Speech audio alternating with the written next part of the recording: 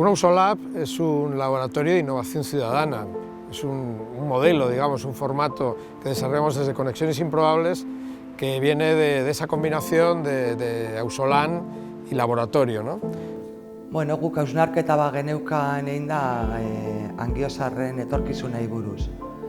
Eta proiektu honetan parte hartzia aurkeztu zeuskoenean, ideia ona pentsatu jakun.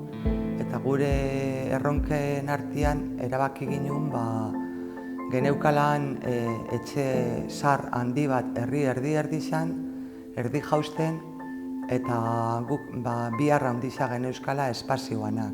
Non herri edo landa eremu bateko biztanleriak erronka bat definitzen du, eta kolaboratzaile gertagaitz batekin normalean artista bat dana, erronka hori erantzun bat eman nahi dio ideiak prototipatuz. Planteatu genuen metodologia bat etorkizuneko ikuspuntutik lan egiteko. Imaginatu genduzan etorkizun ezberdinak, batzuk utopikoak eta beste batzuk bai distopikoak, eta hortik abiatuta gero sortu dugu proiektu bat jauregirako. Un proceso en el que primero hemos tenido que trabajar con esos grupos de personas, de Leintz Gatzaga, de Angiosar y de Escoriaza, en definir sus retos. El reto que nos han lanzado desde Conexiones Improbables es la puesta en valor del entorno de Gatzaga, comprendiendo sobre todo el tramo que está unido por un camino abandonado entre Salinas de Leni y Aretxabaleta.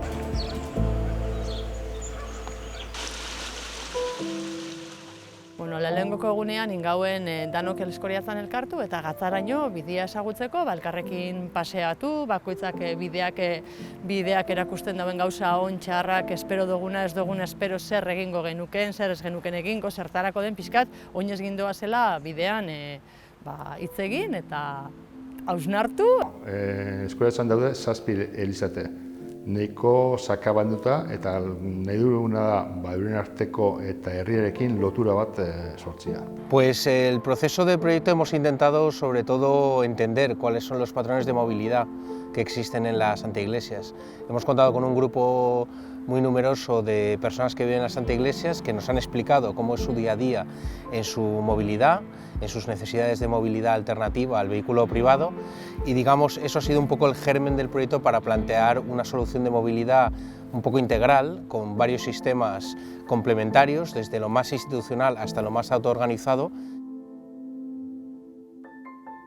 Bueno, prozesuan neukitu arazo batzuk, ze, COVID-a agertu zen, sortu ditu distorsioak, baina justo etorkizunekin nahi eginean lanean gertatu zenez, izan zen nahiko aberasgarria bebai gertaera hori, izan zen tizne bat baltza moduko zerbait, eta elikatu zuen bebai gero ideia sorkuntza nolabait. Los Ausolabs llegan a un punto en el que la pregunta final es, bueno, ¿cuál es el siguiente paso para hacer realidad esas ideas que hemos generado, ¿no? El resultado es muy bueno porque yo creo que con el pequeño espectro de antaiglesias que hemos trabajado, yo creo que podemos entender un poco una realidad más compleja, ¿no?, de toda la comarca. Kezkau aspalditik daukagu eta orain daukagu proiektu bat eginda eta badugu betzen nondik hasi lanian eta nun jarri bideen baliabideak hori aurrera eramateko. Hasierako lehenengo egunetan nahiko zalantzan gingo zen, ez gauen ikusten zein esan bukaera, baina orain bai, nik uste dut lortu dugula kreatibitate saio hori eta bidean ikasi. Angiosar bere horretan barne hausnarketa ondisa sortu arazi du. Orduan gutako oso lan politxa izan da. Todo lo que ha surgido en el proceso llegue a diferentes instituciones, a diferentes organizaciones públicas y privadas que puedan apoyar el desarrollo de esos prototipos.